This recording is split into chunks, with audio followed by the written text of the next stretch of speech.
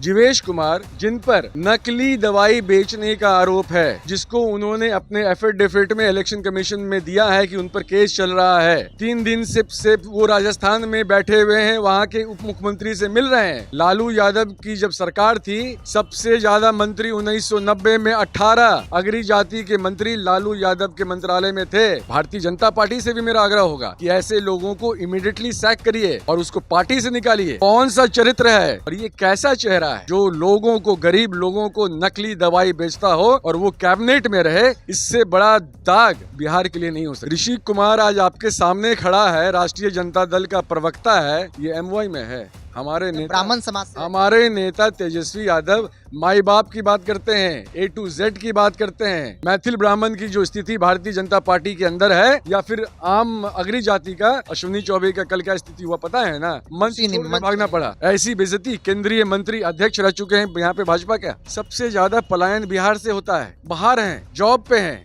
कौन देगा छुट्टी उनको आने के लिए? यहाँ बाढ़ हो, अभी बाढ़ आएगी यहाँ पर उत्तर बिहार में, अब कैसे करेंगे? भारतीय जनता पार्टी एकमात्र राष्ट्रीय पार्टी है जिसके राष्ट्रीय अध्यक्ष ऑन कैमरा पैसा लेते हुए पाए गए। थाना में शराब के नाम पर पुलिस वाले धंधा कर रहे हैं। ब्लॉक पर आम आदमी का कोई काम, जेन्युइन काम बिना पैसा का नहीं हो रहा है। और एनडीए को पता है कि जनता का मूड बन चुका है कि एनडीए की सरकार को उखाड़ के फेंकना है। ये एजेंसीज हैं, इलेक्शन कमीशन से लेकर ईटी, ये ईडी, आईटी, सीबीआई, सबका इस्तेमाल तो भारतीय जनता पार्टी अपने फायदे के लिए करती है। चुनाव आयोग के वोटर वेरिफिकेशन के फैसले को लेकर तमाम विपक्षी पार्टियों का हल्ला बोल प्रदर्शन है।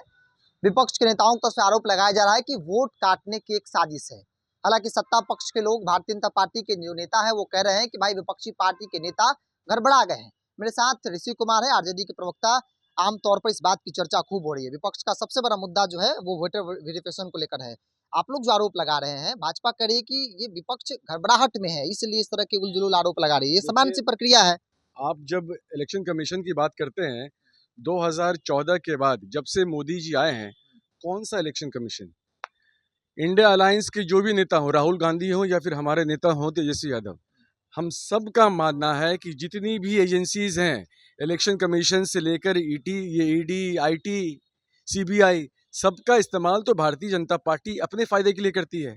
आज के समय में इलेक्शन कमीशन सिर्फ इतना समझा दे हम लोगों को कि 2003 में आखिरी बार एसआईआर हुआ था, तो 2003 के बाद जितने भी चुनाव हुए हैं बिहार में, चाहे वो लोकसभा हो, चाहे वो असेंबली का हो, फार्स था, बोल दे इलेक्शन कमीशन। और अगर आपको करवाना ही था तो 6 महीने पहले करवाते। 2003 में जब आपने करवाया था लोकसभा चुनाव, उसके 1 साल बाद, विधानसभा चुनाव 2 साल बाद, तो यहाँ पर 1 महीना पहले कैसे? आपको बेसिक चीज, आप डेटा जो है, आज के दिन में युवा हमारे सबसे ज्यादा पलायन बिहार से होता है। बाहर हैं, जॉब पे हैं, कौन देगा छुट्टी उनको आने के लिए? यहाँ बाढ़ हो, अभी बाढ़ आएगी यहाँ पर उत्तर बिहार में, आप कैसे करेंगे? तो चुनाव आयोग जो है का इस्तेमाल भारतीय जनता पार्टी और एनडीए को पता है कि जनता का मूड बन चुका है कि एनडीए की सरकार को उखाड़ के फेंकना है। अब कैसे जीतेंगे? तो चाहते हैं कि इंडिया अलायंस का जो वोटर है उसका नाम काटा जाए। सिंपल लॉजिक है। फाइंड आउट कैसे होगा कि इंडिया अलायंस का ये वोटर है और इसको काट दिया जाए? अगर आप भी भाई पत्रकार हैं तो मोटा मोटी कॉन्सेप्ट तो पता है कि कौन सा वोटर किसके साथ, बेस वोट किसका है, कौन सा वोट किसके साथ खड़ा है। आखिर में आज के दिन में भारतीय जनता पार्टी का हम पूछें आपसे कि भारतीय जनता पार्टी का वोटर कौन है, आप हमको नहीं बताइएगा फलना फलना फलना फलना वोट उसका है, बताइएगा ना। कास्ट वाला समीकरण, बिल्कुल, कास्ट समीकरण जो है सबको पता है। उसके अलावा आप कास्ट का को भूल जाइए। आम वोटर कितना परेशान होगा। यही हाल होगा जो जमीन सर्वे का हुआ ना। अमेरिका से लोग आए अपने गांव में, जो 10 साल से अपने गांव नहीं आए थे, जमीन बचाने के लिए उनको अमेरिका से आना पड़ा। इकट्ठा करें, कागज पत्र इकट्ठा कर रहे हैं लोग, कागज को देखने के लिए और वहां पर पैसा भी कमाने के लिए। लोग पैसा कमा रहे थे अमीन वहां पर। वही स्थिति अभी होगी। ये लोग चाहते हैं कि महाराष्ट्र में जो धांधली इन लोगों ने करी है, राहुल गांधी का जो आरोप है, उसी लाइन पे चाहते हैं कि किसी कीमत पर बिहार बचा लें, लेकिन बचने वाला नहीं है। ऋषि कुमार, आरजेडी, मतलब यही माना जाए कि भाई जो कास्ट के एंगल से, जैसे कि चर्चा आपने कहा कि किसका कौन सा वोटर है, कि एम और वाई आरजेडी कहीं ले लिया जाए। हमारे पास थोड़ा ही है भाई, ऋषि कुमार आज आपके सामने खड़ा है, राष्ट्रीय जनता दल का प्रवक्ता है, ये एमवाई में है। हमारे नेता ब्राह्मण समाज से हमारे नेता तेजस्वी यादव माई बाप की बात करते हैं, A to Z की बात करते हैं। लालू यादव की जब सरकार थी, सबसे ज्यादा मंत्री 1990 में 18 अगरी जाति के मंत्री लालू यादव के मंत्रालय में थे, पता कर लीजिएगा। आज हैं मैथिल ब्राह्मण की जो स्थिति भारतीय जनता पार्टी के अंदर है, या फिर आम अगरी जाति का अश्विनी चौबे का कल क्या स्थिति हुआ पता है ना, मंच उसी ने छोड़ के मंच भागना में- पड़ा। ऐसी बेइज्जती, केंद्रीय मंत्री अध्यक्ष रह चुके हैं यहाँ पे भाजपा क्या। तो भाजपा का जो स्थिति है, एनडीए की जो स्थिति है, मुख्यमंत्री को तो कुछ पता नहीं है, उनको तो शायद पता भी नहीं होगा कि इलेक्शन कमीशन ऐसा करने जा रहा है। हम तो भाई पर्सनली मानते हैं, अगर उनको ये चीज पता होता तो वो ऐसा नहीं होने देते। नीतीश कुमार को इतना भरोसा है कांग्रेस पार्टी आरजेडी विपक्षी पार्टी कांग्रेस मुझे है, मुझे लगता है अगर वो अचेत अवस्था में नहीं होते और उनके अफसर जो कि भारतीय जनता पार्टी के एजेंट्स के रूप में उनके साथ हैं, अगर वो लोग उनसे अलग होते तो शायद मुख्यमंत्री ऐसा नहीं होने देते। अब क्या होगा, क्योंकि अगर फैसला वापस नहीं लिया गया इलेक्शन जैसे कमीशन हम लोग जा रहे हैं, हम लोग मांग रहे हैं, अपॉइंटमेंट मांग रहे हैं यहाँ पर बिहार में। कल हमारे लोग दिल्ली में गए हैं, नहीं होगा तो फिर आगे हम लोग आगे का देखेंगे रास्ता, वहाँ देखेंगे, कोर्ट ही आएंगे। ऐसे थोड़ी होगा, अंधेर नगरी थोड़ी है भाई, लोकतंत्र है यहाँ पर।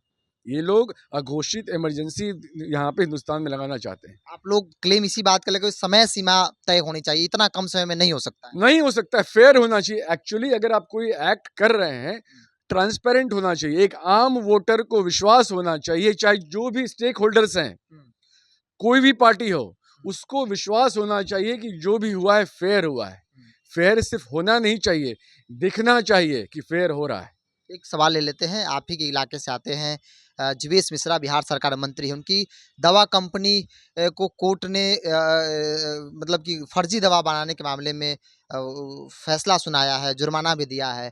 तो क्या मानते हैं, क्योंकि आमतौर पर नीतीश कुमार के मंत्रियों पे इस तरह के सवाल जब उठते हैं तो नीतीश कुमार फैसला ले लेते हैं, लेकिन अब तक ऐसा कुछ नहीं दिख रहा। 2005 में जीतन राम मांझी को इसलिए हटाया, एक दिन के अंदर उन पर आरोप था, केस था एक, और एक दिन के अंदर माननीय मुख्यमंत्री जी ने उनका इस्तीफा ले लिया था। बेचारा गरीब आदमी थे वो, जीतन राम मांझी को अब गरीब गरीब बेचारा मान रहे हैं। बेचारा है ही ना, दलित हैं, पूछता नहीं है कोई एनडीए में उनको, इसलिए मैं उनको बेचारा बोल रहा हूँ। यहाँ तो खुद मंत्री हैं, कि पूछा है तो मैं 2005 की बात कर रहा हूँ।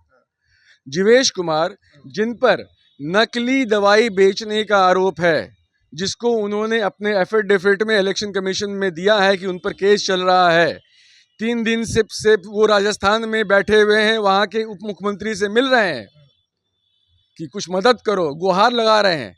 कोर्ट का फैसला आ गया है, उनकी कंपनी, 3 कंपनी, उनकी कंपनी जिसमें वो थे, उनको पाया गया है कि नकली दवाई ये लोग बेचा करते थे। तो जो व्यक्ति, वैसा मानसिकता का व्यक्ति जो पैसा के लिए लोगों को नकली दवाई दे, सोचिए आज बिहार सरकार में मंत्री है और हमारे मुख्यमंत्री अचेत अवस्था में देख रहे हैं, उनके साथ कैबिनेट में वो व्यक्ति बैठता होगा और मुख्यमंत्री भी वहीं बैठ रहे, माननीय मुख्यमंत्री वहीं बैठ रहे हैं, लेकिन हिम्मत नहीं उस व्यक्ति को हटाने की। भाई भारतीय जनता पार्टी चाल, चरित्र और चेहरा की बात करती है ना, जबकि हकीकत यह है भारतीय जनता पार्टी एकमात्र राष्ट्रीय पार्टी है जिसके राष्ट्रीय अध्यक्ष ऑन कैमरा पैसा लेते हुए पाए गए थे। वो अलग बात है, लेकिन बोलती तो यही है, चाल, चरित्र और चेहरा। तो ये कौन सा चाल है, कौन सा चरित्र है और ये कैसा चेहरा है जो लोगों को, गरीब लोगों को नकली दवाई बेचता हो और वो कैबिनेट में रहे? इससे बड़ा दाग बिहार के लिए नहीं हो सकता है। भारतीय जनता पार्टी से भी मेरा आग्रह होगा कि ऐसे लोगों को इमीडिएटली सैक करिए और उसको पार्टी से निकालिए, जब तक वो अपर कोर्ट से नहीं होता, बड़ी नहीं होता है। इस बिहार के लोगों ने देखा है, जब कानून मंत्री थे आपकी पार्टी से कार्तिकेय अरे कुमार, तो सर, तुरंत इस्तीफा ले लिया गया था। जीवेश बाबू का मैं तो मांग करूंगा, जो मोदी जी जो बोलते हैं न खाऊंगा न खाने दूंगा, 2020 से 25 तक का जांच करवा लीजिए। जीवेश कुमार का ईडी से, आईटी से, सीबीआई से, जो आपको सूट करे जांच करवा लीजिए। सिर्फ इन्हीं का नहीं, बहुत सारे लोग हैं इस मंत्रालय में, दूध का दूध और पानी का पानी हो जाएगा। ये तो अभी जब तक आप नहीं पकड़े गए तो ठीक है, जिस दिन पकड़े जाइएगा चोर हो जाइएगा। राजनाथ सिंह का बयान था कि भाई कोई माई का लाल पैदा नहीं जो सवाल खड़ा कर दे, क्योंकि पूरी पारदर्शिता है, न मुख्यमंत्री न उनके कैबिनेट के मंत्री, कोई भ्रष्टाचार नहीं। कोई भ्रष्टाचार नहीं। आप आम आदमी से पूछिए ना, आप राजनाथ सिंह जी पर क्यों विश्वास करते हैं, जिनको अपने मंत्रालय के बारे में नहीं पता है। उनको नहीं पता है कि सिंदूर, ऑपरेशन सिंदूर में कितनी फ्लाइट्स गिरी, क्या हुआ, उसके बारे में उनको नहीं पता है। राजनाथ सिंह जी को बोलिए कि सर चलिए ब्लॉक में, थाना में शराब के नाम पर पुलिस वाले धंधा कर रहे हैं। ब्लॉक पर आम आदमी का कोई काम, जेन्युइन काम बिना पैसा का नहीं हो रहा है। आपके मंत्री 10% के मालिक हैं, सीधा सीधा 10% के मालिक हैं ये लोग, और सीधा सीधा बोल रहे हैं कि बाबू इलेक्शन का समय है, कैसे चलेगा, कैसे जीतेंगे। इनका आखिरी भरोसा वही है। टोटल टेंडर का 10% देना पड़ेगा।